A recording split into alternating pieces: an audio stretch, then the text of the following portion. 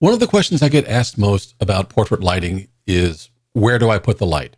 And I kind of wanted to answer that question with a video. A lot of people start off with portrait photography and they really don't know exactly what they want to do. They see some images that they really like. I'm going to show you the top 5 portrait lighting patterns that will help you get the photos that you want to create. Hi, my name is William Beam. I'm a portrait photographer in Central Florida. And today we're going to be taking a look at portrait lighting patterns. These are like the 5 classic portrait lighting patterns. And if you stick to the end, there's going to be a little bit of a bonus. I'll show you a couple of other things too. But let's go ahead and kind of get into what portrait lighting patterns are and what this is all about. This is the big question. And it's always something that people who are getting started with portrait lighting and portrait photography are asking me, where do I put the light?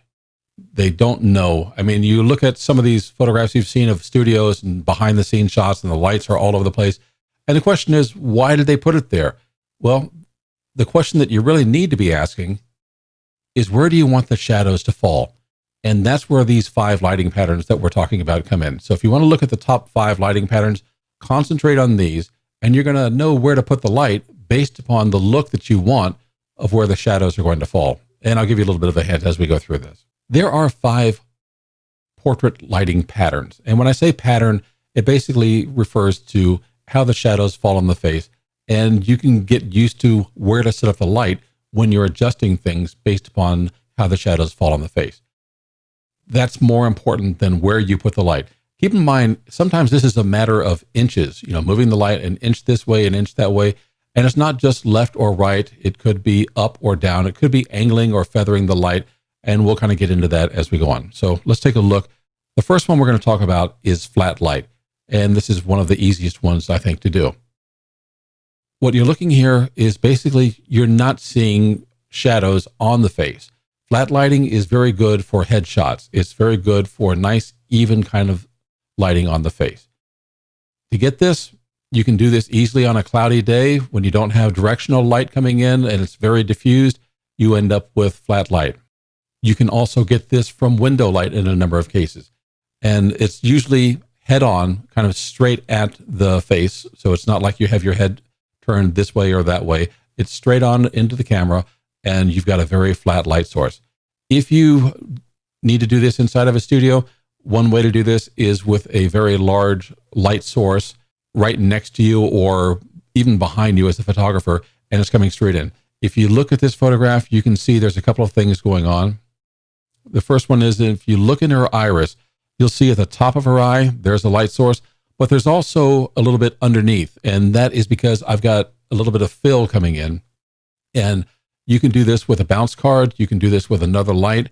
And the whole idea is to prevent those shadows from really filling in on her face, on her chin, under her nose, under her neckline.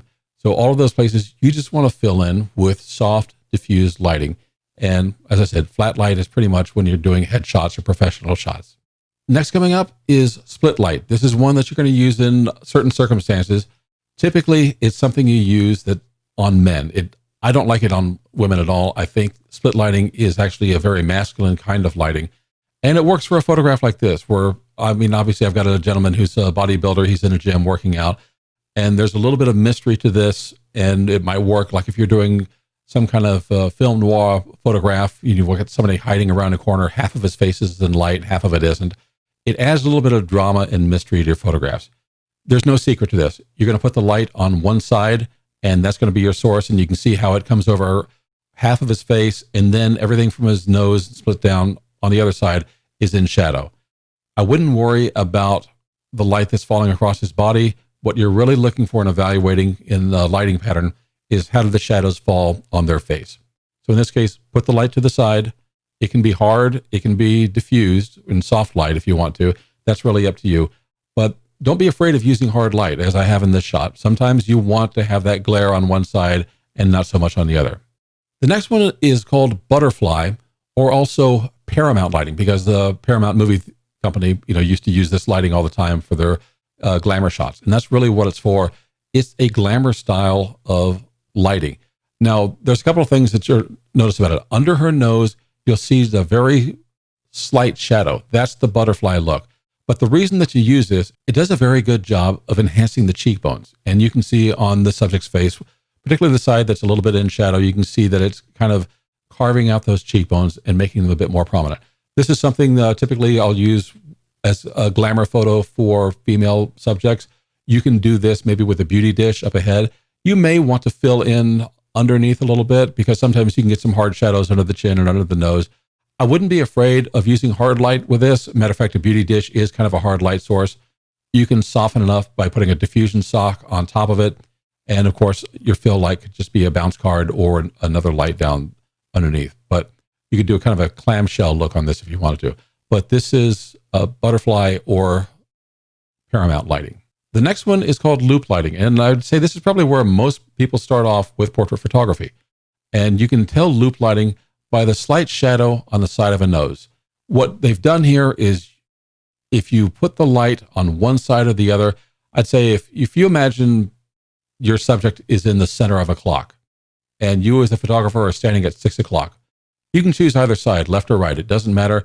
Go with 4 o'clock on one side or 8 o'clock on the other, and then have that light source, heading off to your subject. This is good for men or women. It's a very common and acceptable light. You get a little bit more brightness on one side and you get a gradation of the light softening into shadow as it moves across. And of course, you get a nice catch light in the eyes as well too. This is one of the simplest kind of lighting patterns you can use. It's a very good place to start. Next, Rembrandt lighting. And of course, this one is named for the artist. And this is the way he used to set up his studio, where you would get this little triangle under one eye. Again, this triangle could be on one side or the other. You see there's a little bit of shadow that's kind of carving up the cheekbone.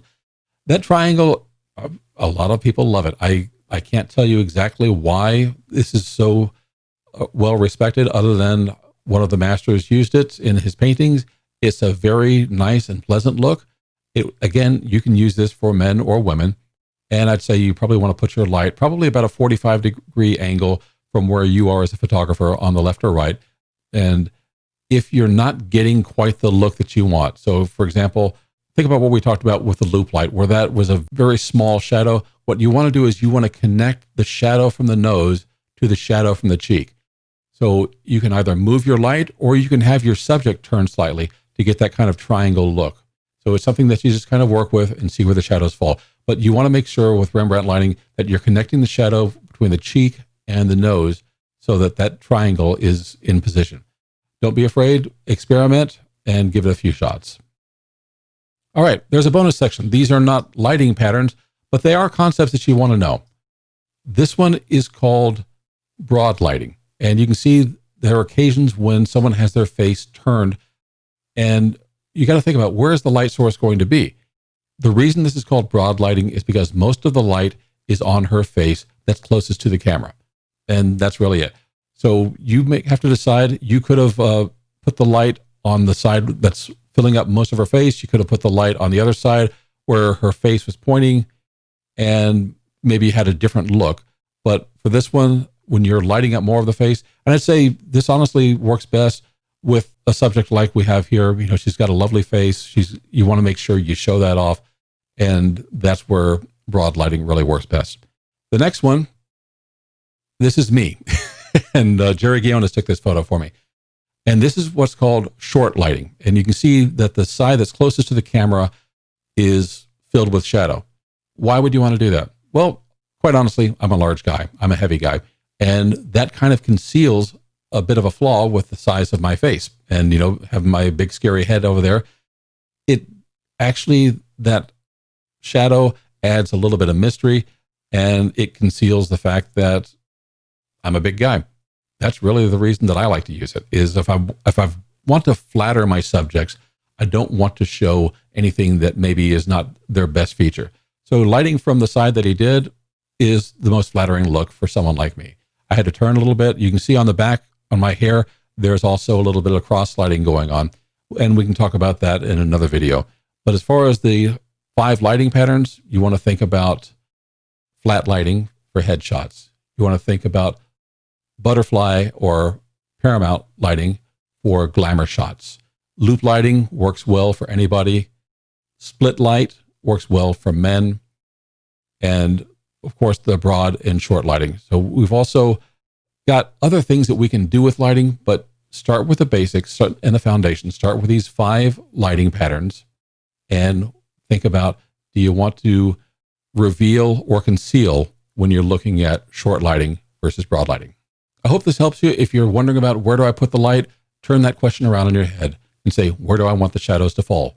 You have these top 5 portrait lighting patterns. Use them, experiment with them. Don't expect that you're going to get it perfect right every time or the first time. Experiment with them. And as you do them more and more, and you learn how to master the techniques of where you're going to put your light, which lighting sources you're going to use, and concentrate on getting the results. If this has been helpful to you, please go ahead, like this video. You can share this with a friend, and I would love it if you would subscribe to the channel and go ahead and hit the bell button so that way you get notified the next time I put up another video. I've been doing videos here on software products, and I'm going to be doing a bit more on off-camera flash and anything I can do to help you with your portrait photography. See you in the next video.